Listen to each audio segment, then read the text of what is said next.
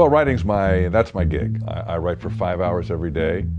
I'm very disciplined at writing. I get up at 3:30 in the morning and I write for the 5 hours every day. And through the writing, I created all these television shows, which most people may know of. You know, The Rockford Files was one of my early creations. Beretta, Baba, Black Sheep, all of those I did when I was at Universal, and then I formed the Cannell Studios, which was my own company, and made 38 more shows from inside that little company. We became the third largest studio in Hollywood for television.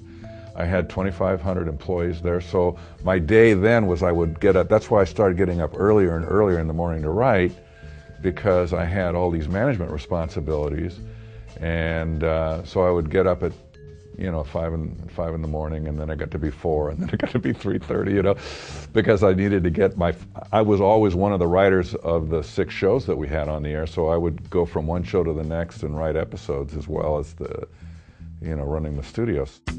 At First Sight was a novel that I actually pitched when I was writing books for William Morrow, which was my first publisher. And they begged me not to write it. They begged me not to write it. But I always thought it was a cool idea.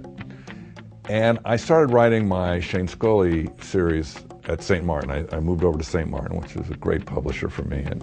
And those books were doing really, really well. And I love the Shane Scully series. But when you're writing a series, it's the same character and all that. And I thought, I really want to try and write something completely different. Just to do something different.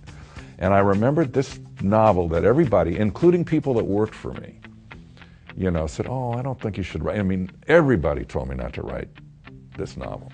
So I thought, well, this has got to be the one to do, because if I'm going to take a chance, then I got to take a chance on something that's risky. And what made it risky is it's written from the point of view of a sociopath. But what they couldn't see that I knew I could do was that I could make it darkly funny.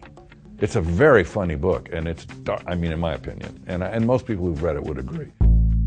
Why would you retire from something that gives you this much fun, that's this much joy, that I'm doing? For the first 6 years of my life, I wrote for 5.5 hours a day and got paid 0. And those were the best 5.5 hours that I had every day. And so now, when I've got all the money that any man should ever want, I'm going to change that. I'm going to, because I don't need money, I'm going to stop. I sat down and I wrote this book, and I didn't want anybody to tell me not to write it.